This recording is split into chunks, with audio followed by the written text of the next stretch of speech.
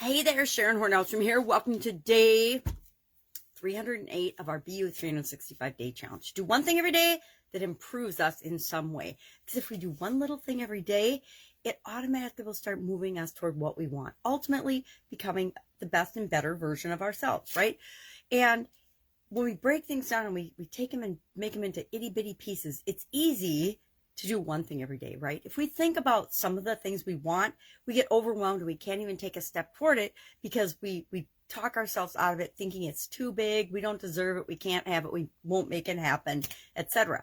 But if we keep in our mind the thing that we want and we just say, okay, I don't have to do 20 things to get there. I'm just going to do one thing to move me toward it. And some days we'll do really big things to move us and give us quantum leaps toward the things that we want. Other days we just do a little bitty thing. Well, this month we're talking about, and I call it No Nonsense November, NNN. And today would be day 4 of NNN. I didn't number it. I think I might go back and start numbering it because it helps me keep it straight in my mind. And I'm traveling starting on Monday. And so I'm going to need to find ways to keep myself organized when my entire environment is different and changing, which is part of what this challenge is all about.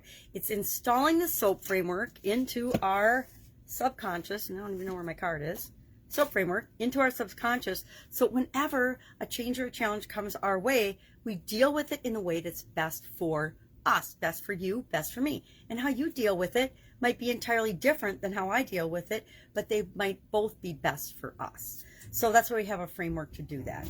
So today our No Nonsense November topic is our response or our reaction matters most. Our response, and I think I said reaction in the title because I didn't look at my notes, but response or reaction to something, some outside stimulus, some event, some thought or some feeling that we're having is the thing that matters most. And how do we go about, and I'm gonna admit right now, yesterday I totally blew this. I had a reaction and a response to a person that triggers me, and I know they trigger me, yet I failed epically and responded in ways that I didn't feel good about, right? Obviously I didn't feel good about it because I'm still thinking about it this morning. I thought about it and I'm like, dang, that's not like me. Why did I react that way? And it's because it's easy for us to fall into old patterns of behavior, especially with people that we've got a lot of history with. And this person I've got a lot of history with. And fortunately my daughter was there and saw the exchange and was like, oh my God, you're both wrong. And she summed it up in one sentence. I love you both, but you're both wrong. And she's absolutely right because we're both wrong. We have diametrically opposed ways of looking at a situation, and neither one of us, his is his reality, mine is my reality, and neither of them are really the reality that matters most in this situation. And I know that, and so I'm kind of mad at myself that I reacted in ways that aren't my usual, okay, back off, think, respond quietly. So what are some ways we can, and we talked about this in detail in February when we were talking about emotions, right? Because our emotions, we automatically respond, and our emotions are what we experience first. What we feel is what happens to us first. And if we can back them down somehow or think about and add thinking to our emotion, we usually will have a better reaction, a better response than if we just blow up and react, right?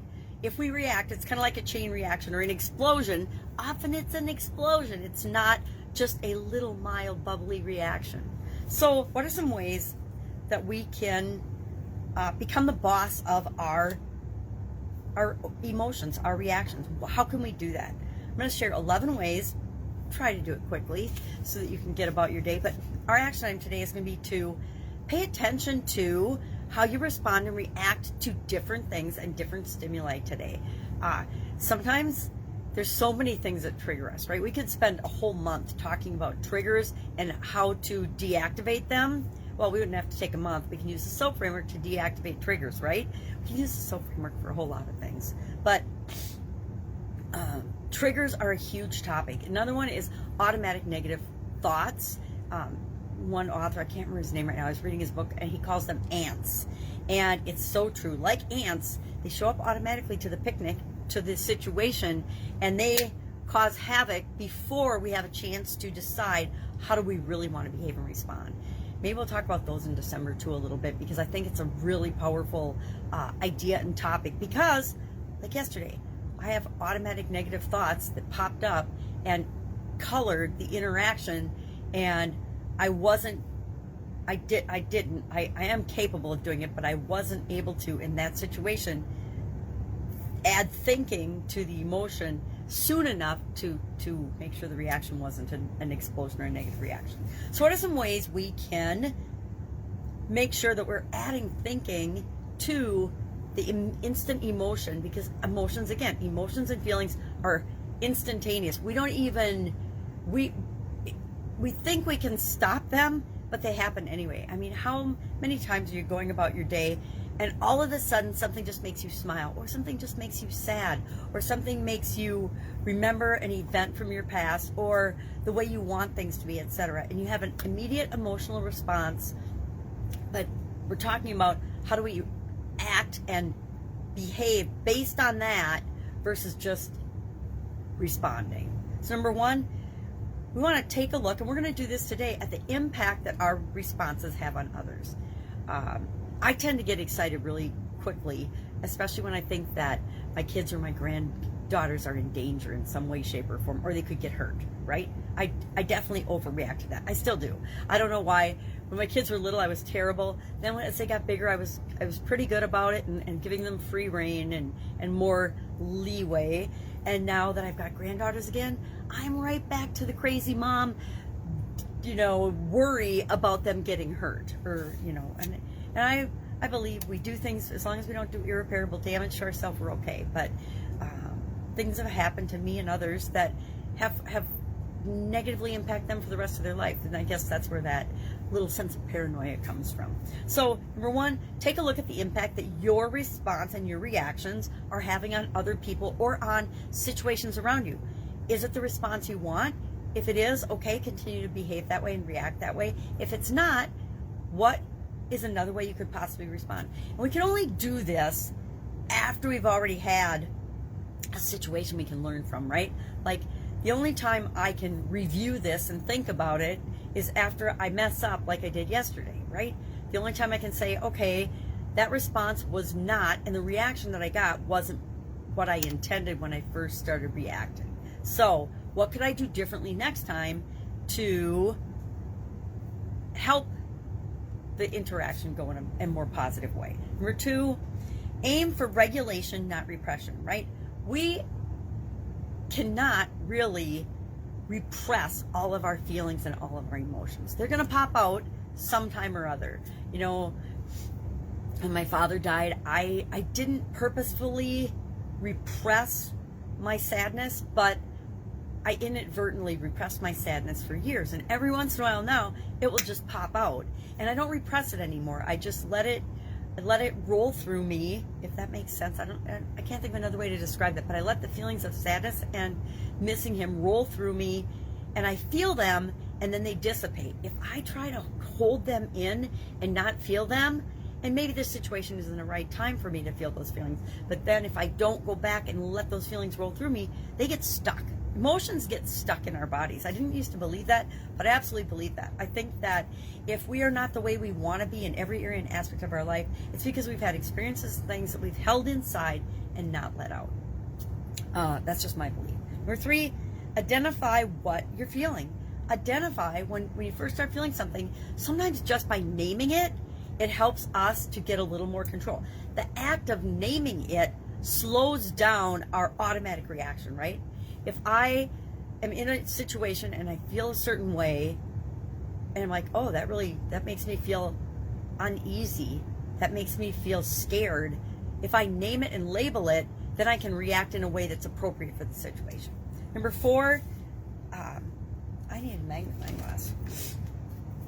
Accept your emotions, all of them, and I was just talking about this a little bit, are good, bad, ugly. There's some of that in each and every human being on the planet, and we need to accept that that's a part of us. It doesn't mean we need to act on it, but we do need to accept that we are complex beings that have the entire slew and range of emotions, and we get to decide which ones we're going to exhibit or let out.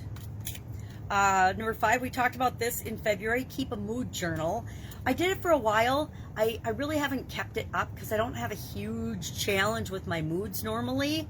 Although I guess I got to go back and work on some triggers and certain situations. So maybe I'll pull that out and try that for a week or so. Number 6, take a deep breath. This is what I didn't do yesterday, right? I know these things inside and out, yet sometimes we react and respond prior to doing the things we know we need to do to respond in a more level way. So take a deep breath. Sometimes I take a deep breath. Sometimes I take 10 deep breaths. Sometimes I take a deep breath and count to 10, whatever works for you. Number 7, know when to express yourself. Sometimes we just sit with the feelings and the emotions and we don't choose to engage in the situation. One of the things following my sudden cardiac arrest that I really consciously did was, and it irritated the daylights out of my family, but I would say out loud, which helped me to manage this process, I choose not to participate. Like if somebody brought something up or a couple people were talking about something and I didn't want to be part of that conversation because it didn't feel right to me, I would just say, hey, I choose not to participate in this. I'm not going to get involved in this. It's not my drama. It's not my business. I'm not going to weigh in on it. I'm not going to spend any energy thinking about it or forming an opinion about it. So I would choose not to participate. That actually has served me really, really well over the years. Number 8, give yourself some space, both physical and mental. Sometimes we just need to step away from the situation. Sometimes we need to go for a walk and physically remove ourselves. Other times we need to just take a deep breath, collect our thoughts, and regroup mentally. And there's a lot of different ways we can do that. We can visualize what we want the outcome of this interchange to be versus just letting it roll out and happen. We can try meditation, number 9. Meditation and hypnosis are both 2 tools that I find incredibly powerful. And again, it's what form of hypnosis or what form of meditation works for you. For me, meditation is quiet breathing, quiet time focusing on my breathing and just letting my mind work on what I want my mind to work on. Number 10, stay on top of stress. The more stressed we are, the easier it is to let our emotions get away from us. I found that in the past. So what are things that we do to reduce stress? We've talked about this several times throughout the challenge so far.